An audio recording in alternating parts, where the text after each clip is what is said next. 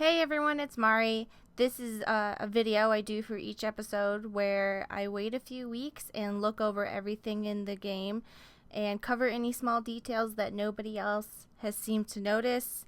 And I don't have anywhere to put in other videos, but I still think are significant in some way. I just don't know why yet. Or just cool, fun little things to look at and stuff like that. If you see that I missed something obvious, well, I just didn't cover it because it's already been covered by everyone else and talked about by everyone else. This is just to find new small informations. So right here we have the "nobody messes with me, bitch" message from what we assume is Nathan. It's implied that it is Nathan. But earlier in episode 2, that was red. And now in episode 3, later in the day, it's brown. Which can imply that the red quote-unquote paint that was used to write on the wall is actually blood, because blood turns from red to brown when it oxidizes in the air. I checked back as far as it would go in this area right here, just to see if there's any somebody walking by or anything, and it doesn't, so don't worry. So in one of the first shots of the game, you can see that the lights are on in this hallway that's behind this door. But when you leave the dorms and look at that same area, the lights are off. So just here, look at this.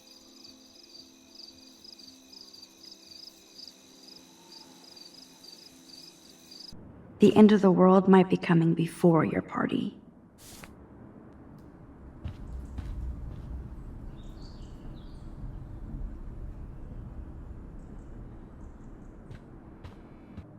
Who knew Samuel was so into runway fashion? I know Samuel doesn't wear silky scarves. So, who does? So we have this weird glowy thing in the courtyard that leads straight on top of Tobanga and has a little gap in it. And the glowiness goes around Max, and it arcs in a way that doesn't go in the shape of the Milky Way. And it's not a northern light because northern lights don't usually show as far south as the Oregon area. It's very rare. It's rare enough that if Max was seeing a northern light and other people were awake and saw this, they would all be running around freaking out because they're like, look, there's a northern light. That only happens every 10 years. Also, if you move Max in front of the moon, you can see that she casts a shadow from the light of the moon. So it's a different type of light source than if it was coming from the sky. Even though stars, yeah, look at that. It goes around her instead of past her. If you rewind all the way back in front of the school, it'll turn off the lighthouse. And then it'll turn on after a little bit. Wait. It's a while, see? Okay. Takes a while for it to turn on. And it's not just doing a cycle, see? It does a full thing.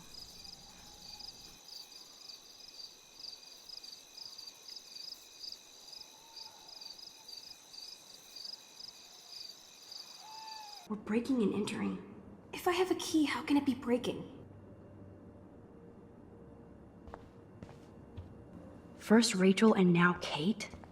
This is the end of the Vortex Club. Totally high. She looks confused. Not like she's partying. Victoria has an eclipse poster. Or maybe the cycles of the moon, but she doesn't seem like the type who would be super into her moon cycle. Nathan has gray or metallic paint on his hands in this picture. Only a total phony would wear a crappy hat like that. This is a reference to Catcher in the Rye. This is the door that everyone thinks is the dark room, room 103. But the thing is, it doesn't lead to anywhere. It takes about 10 steps to get from room 102 to 103, like the doors. And I counted many times, probably around 3 to 4 times. And then I checked inside the classroom, and I checked several times. It takes 10 steps to get from one end of the classroom to the other, starting from where the door starts. And I checked many, many times, and it's about 10 steps or more, which means that door from the outside leads to inside the photography room / art room. So that door either leads to nowhere and has been boarded up to make that classroom one classroom with no back door, or it's just an impossible door and we're having one of those environments with impossible physics on purpose. They often do that, like movies and video games often do that when they're trying to give you a sense of some place that doesn't make any sense. So that could be like a magic time door, but you know, maybe it's just a boarded up door. But what I'm trying to say is there's not an actual place that door goes to. I feel like you're guiding us along. But where? Sometimes I feel like there's a reason why there's pictures of Rachel Amber everywhere, like literally everywhere in that picture. And Max always says, I feel like you're guiding us, when she's like looking at pictures of her. So maybe the pictures are a way of Rachel guiding us? I don't know, like she can see through them or whatever. Whatever. Anyway, there's also a pack of cigarettes in Mr. Jefferson's classroom. The no smoking sign is torn up, and there's a cigarette in the skeleton that wasn't there before. There's also some pizza and some beers left out when Max and Chloe are running from the pool to their car. So it implies that Victoria, most likely, and Nathan were fucking around the school. But it could have been someone else. Just saying, just pointing that out. Like somebody else was running around the school as well, and it didn't have to be Chloe and Max who did the vandalism. They're probably going to be blamed for some vandalism that they didn't actually do later in the game or in the later episodes. That's what I think. Because there was somebody else running around too, and they didn't actually vandalize that much. So a lot of people seem to think that there is a blue feather earring on the ground here. So let's just pause and take a look. Sure, why not?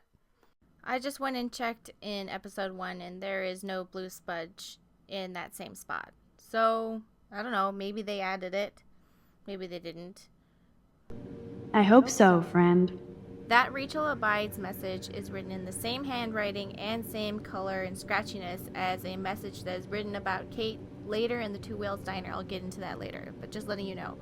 Also, Abide has many meanings.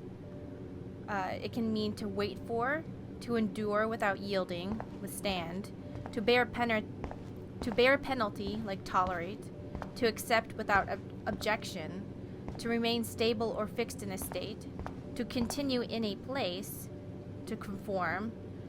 Synonyms can be stay, dwell, hang out, remain, stick around, tarry. Max, try to find the light for the pool. I want to see the sharks. Just when I thought it was safe to go back in the water. Dun dun dun dun dun dun dun dun. You are so obvious.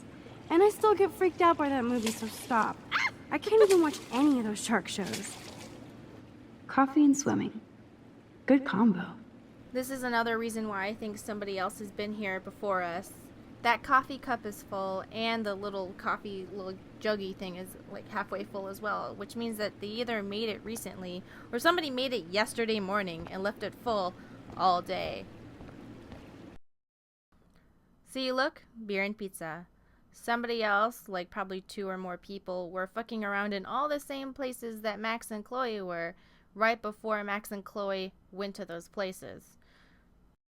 Since this game is about time travel, a common time travel trope is to go back in time to a certain time and do everything perfectly, so the people that you were the first time will do what you wanted them to do. You know what I'm trying to talk about. It's like a primer plot. I don't want to get stuck in time.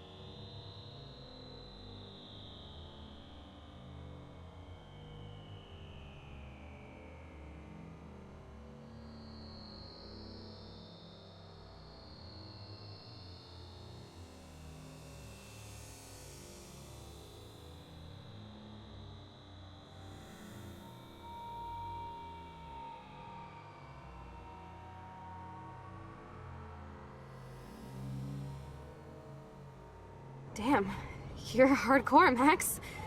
Now I can text Warren and tell him he doesn't stand a chance. Unless he's into girl-on-girl action. You're such a dork. Because I can. That's why. When you take this selfie and then look at it later, the bird's not there. Max's red wristband gets bleached in the chlorine from the pool, but her blue one doesn't nearly as much. It's red at the beginning of the episode, and it's red in episode 1 and 2, and then after she goes back in time, it goes back to not being bleached by the pool's chlorine.